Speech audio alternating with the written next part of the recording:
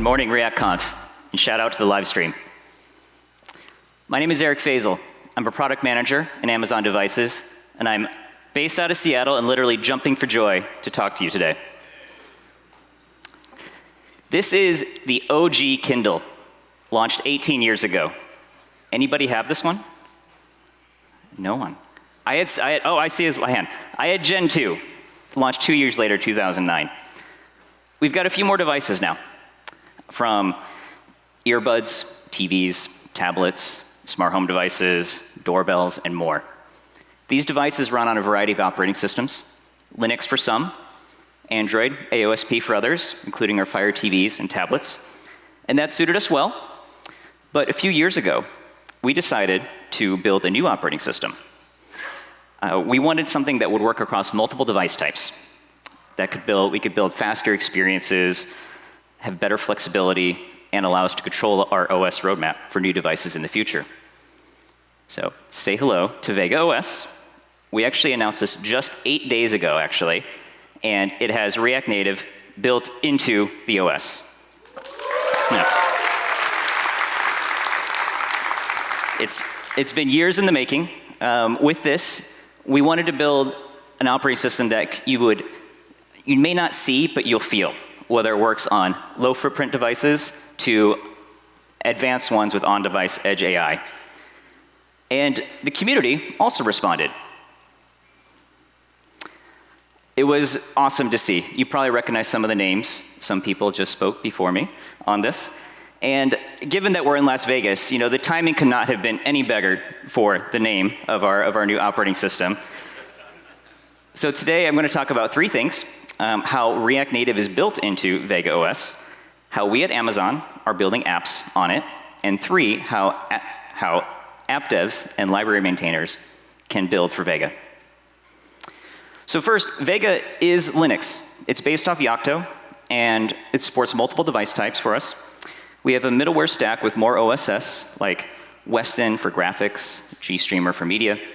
We have an application framework and a lifecycle manager, and React Native libraries and runtime built into the OS to interact with the brand new development toolkit. Now, we've somewhat silently launched Vega OS on existing devices over the past few years, 3 different Echo Show devices. And these devices are 30% more resource efficient and faster over their previous Android-based counterparts. Also, 8 days ago, we announced 4 new Echo devices. They're all running on Vega OS. They're all on Amazon Silicon. And frankly, they're all awesome. And Vega, yes, thank you. Vega did help us launch these faster and deliver these experiences. But what I'm personally most excited about, and what I've been working on for more than 3.5 years, is our first Vega Fire TV stick supporting 3P apps on our App Store. It is the fastest 4K stick under $40 US. Yes. Thank you. It's only 1 gig of RAM, but it feels like so much more. And we started with this device. We started with a constrained device to optimize the OS so that when we go with more powerful hardware, we can deliver some truly amazing experiences. The opposite does not work. So this is our device. In the living room, we also have one on display at our booth. This is our content-forward experience for our Fire TV UI. Almost all of these experiences you see here are built with React Native. This is our launcher app, built with React Native, and you can scroll for what seems like forever, and it's incredibly smooth. This is due to optimizations we made, including native C++ components and a fast image pipeline. Next, we're going to open up settings. This is another React Native app. It's just seamless. You can't even notice that actually a new app launched to the foreground. Finally, we have an App Store, another React Native app.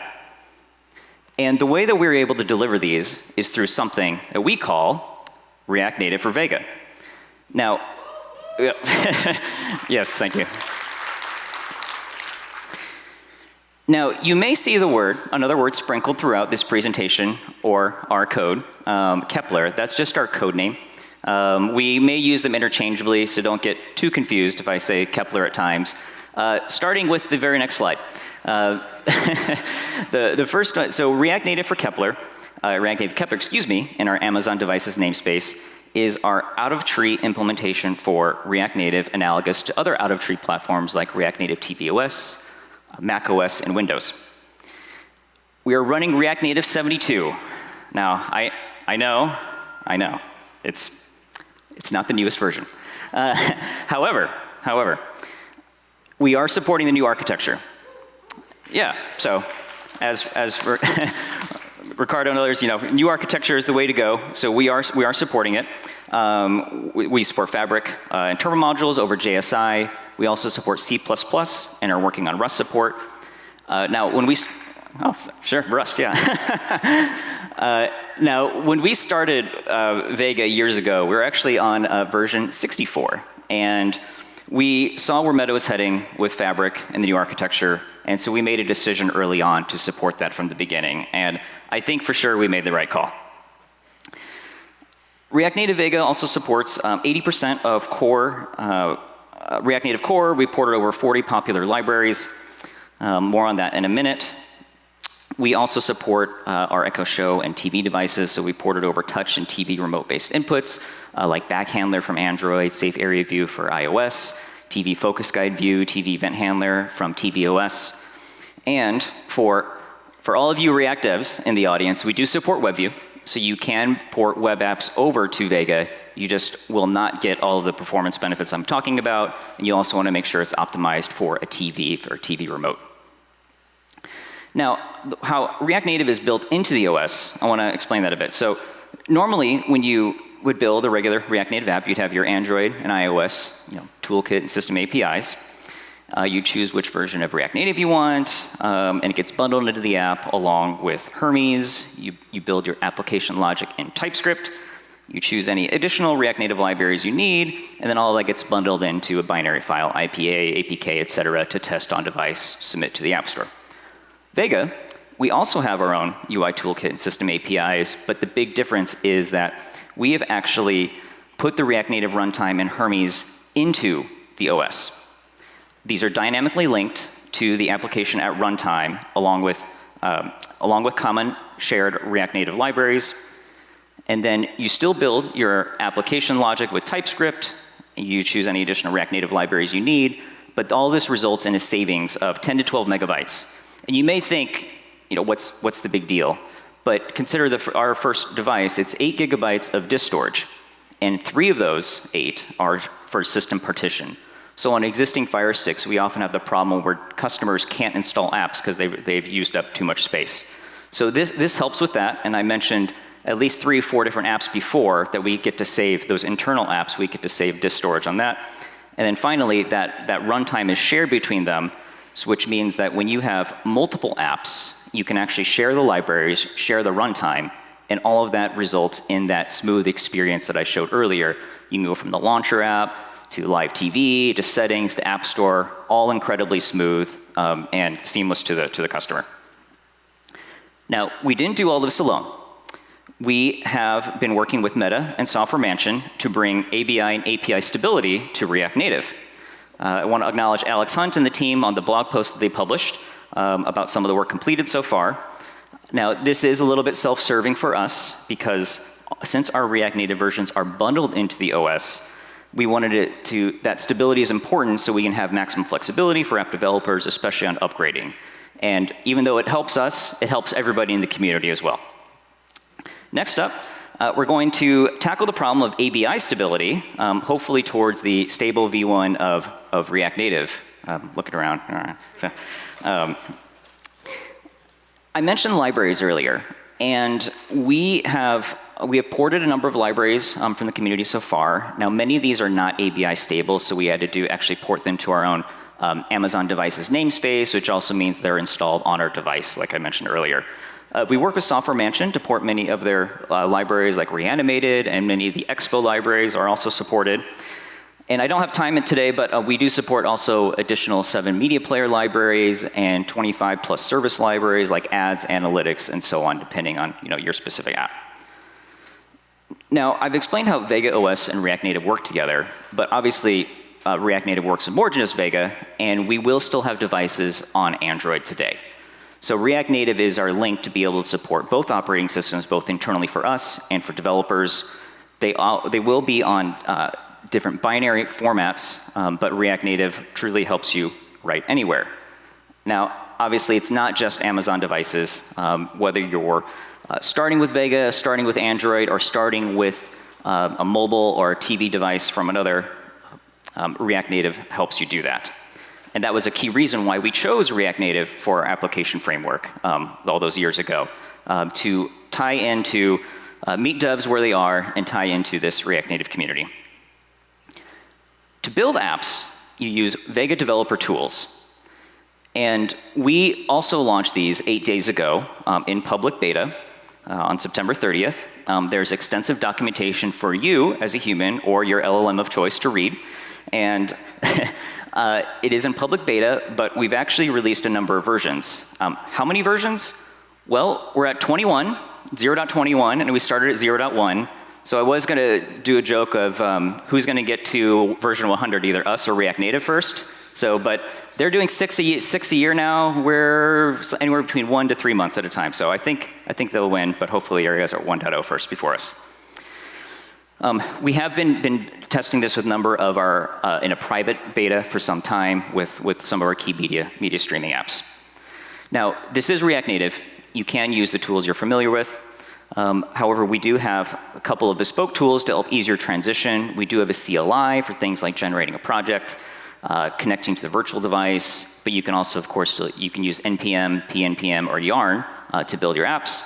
And then we also have a virtual device, so running a version of Vega OS in the device itself, so like an emulator, and also a Visual Studio Code plugin that serves as a one-stop shop for all of your Vega development needs.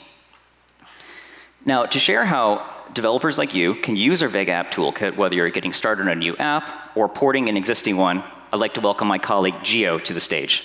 Everybody will be dancing and we're feeling it right. Everybody will be dancing and be feeling it right. Everybody will be dancing and we're feeling alright. Everybody will be dancing tonight, feeling it right. So, getting started is usually one of the hardest things in the life. I'm thinking about getting started with a new diet or getting started going to the gym. But I promise you that with Vega, it's going to be easier. I'm Giovanni Laquidara. I'm developer evangelist at Amazon.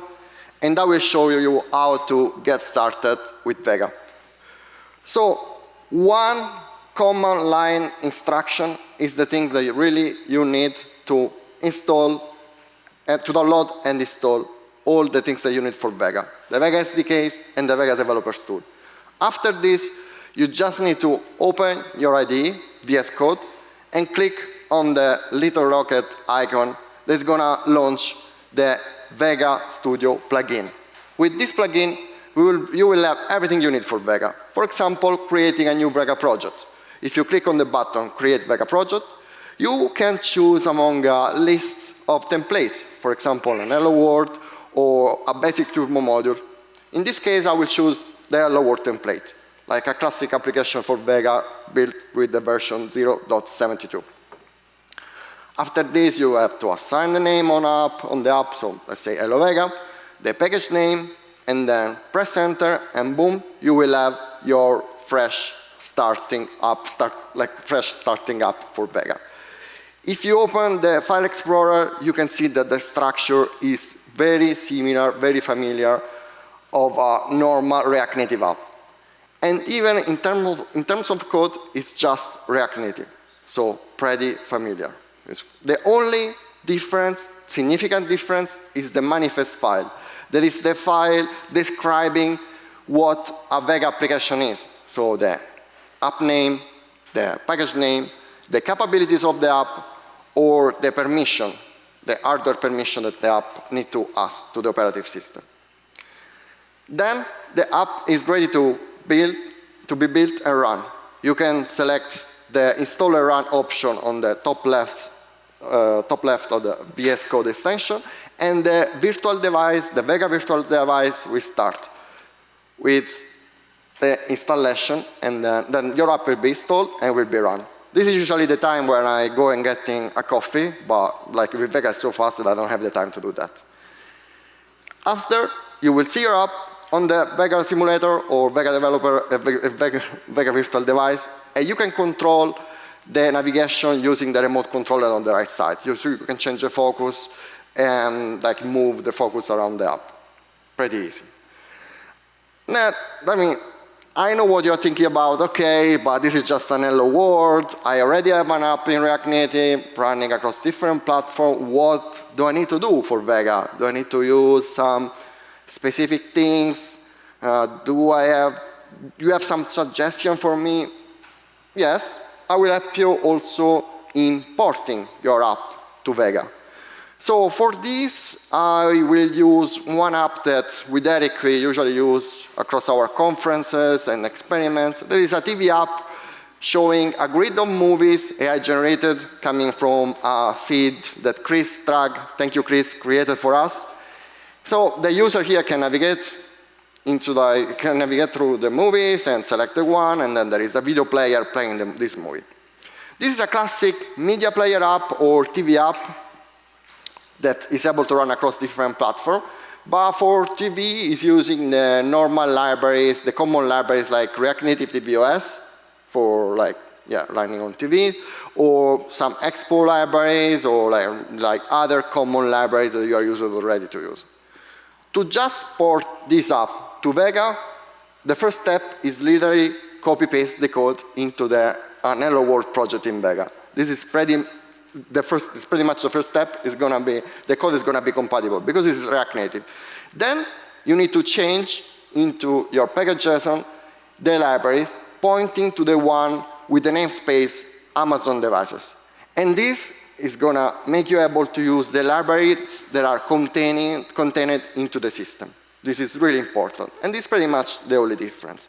For the video player, instead of using the original app that we were using for Under TV and Fire TV was using React Native Video library. That library is compatible with Vega since 2 days, thanks to Camille, one of the developers. But for the sake of the demo here, I use the React Native W3C media player that we suggested to use in our official documentation. This is based on a W3C API for media playing. And it's essentially another copy-paste, because we have, in our tech talk, the code to implement the video player that you just need to use into your project. And another thing that you have to modify is the manifest, declaring the capabilities to use the video player inside this file. This is available at that URL on the technical documentation. After this, the app is really ready to build and run into the Vega virtual device. And for the occasion, I also added a new movie that is Aliens from Vega. That has a preview, a shot of me and Eric talking at AppJazz of last year. So this is the app. So as you can see, the experience is exactly the same. UI is the same. It can be controlled. We stand at the edge of extinction, but we are not alone. Humanity and AI united. This is our moment. The war begins tomorrow, and we will fight, not for survival, but for freedom. Yeah, this is our second job. We are fighting the aliens coming from Vega with Eric. Yeah. So this is the app. If later you want to ask me for the source code, I will show it to you. It's exactly the same. And the experience is exactly the same. So you can see the virtual device on Vega on the right side, and the left side is like an Android emulator. So pretty much the same. Pure React Native code.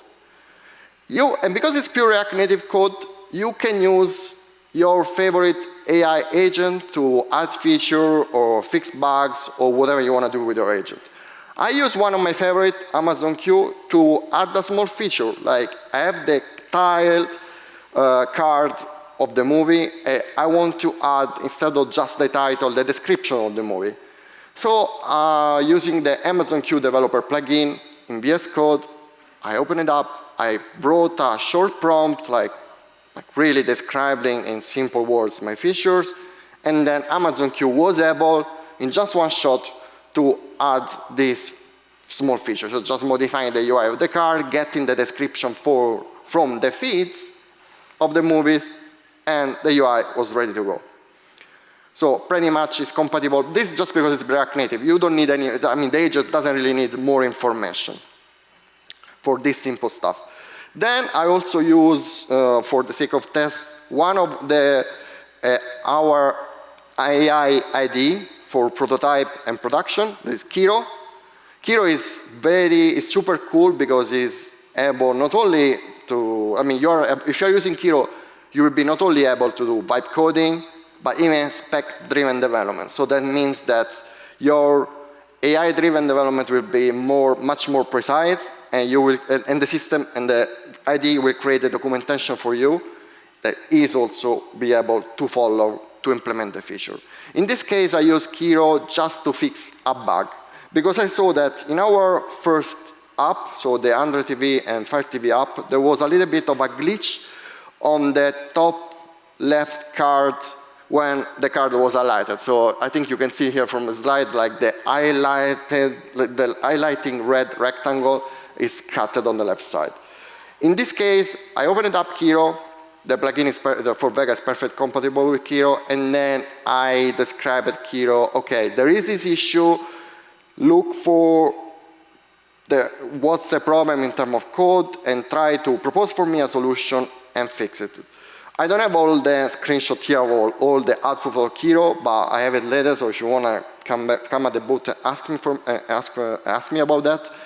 And then after this, Kiro also was able to fix the bug and create the perfect UI, the pixel perfect UI in this case for Vega.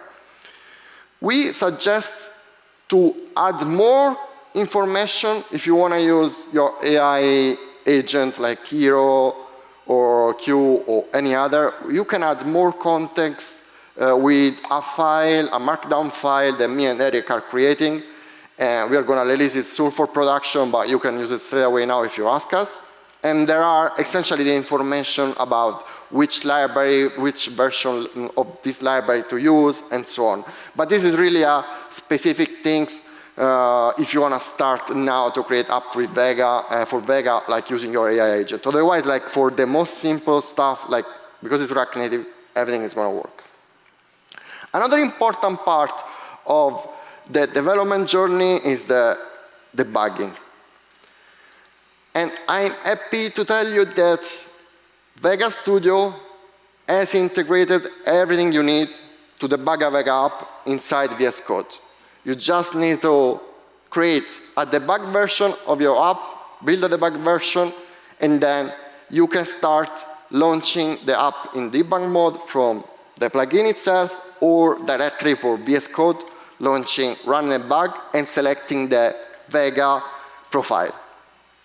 After this, you just need to set up a breakpoint. For example, here I want to know every time I click and select a movie, what happened when I open the video player, what kind of data are passed, are this data correct or no? So with the breakpoint, I was able to inspect the variable of the movie, and then I can see that there is the description, oh, Joe, Eric, befriend aliens, yeah, something like that. So you can use the breakpoints now, straight away, without going outside the IDE. And if you are used to use the Chrome developer tools, I'm happy to tell you that everything is integrated into the Vega Studio plugin as well. So you can profile your app, checking for CPU profiling, memory profiling, save your profiling session, export it, and so far, so good. So everything is in there, integrated. You don't need to leave your favorite IDE. And if you need more samples about the best practices or the use cases common for Vega, like different implementation of video player, how to handle focus management, I'm happy to tell you that we released a series of sample apps, open source, in our GitHub account, github.com/AmazonAppDev. So this will be really the place where you can download it, check the code, also like open issues. If you have some feedback, we are happy to answer all your feedback there. My favorite sample app is the monorepo TV app. Then it's super useful if you want to have one code base to support all the platform, everything, every OS there. And it's supporting Yarn, and the structure of this app will show you that it's like supporting the Android, the iOS, the Vega, because we have the Vega directory there, and the TV variant of the respective OS, so like Android TV or TV OS. And there are also some, it's also a showcase that show you how to differentiate like per components, how to differentiate the component per file. Like for example, using the TV extension, and then the system is able to is able to distinguish which one to use. To wrap it up, you can scan the QR code where you can find all this information and even more. Oh, hi, Rick. Yep. Yes, thank you. And like I said, we are in beta, but we're still in the stage of where we can actually take feedback and actually implement it. So we love your feedback. We'd love for you to try this out and get back to us. We do have many more updates coming, including newer versions of React Native, I promise. But 72 is still solid. Doesn't mean you can't start now. And if you need to start building your app or porting your app, we have some Kiro credit codes that you can take from us at the booth that's going to help you supporting like importing your app. And then finally, if you're a React Native library, we'd love to talk to you about porting your library over. We'll be here at the booth. We have a number of people out there, and for those on the live stream, we do have documentation on how to port a library, as well as a whole set of developer forums. And to wrap this up, yeah, I can't tell you how excited, how happy we are to be able to talk to you about this. This has been under lock and key for 3 years. We've had to use code names. We couldn't talk about it publicly. So we're super excited to build with you here, both on Vega and as part of the React Foundation. So thank you very much. Thank you.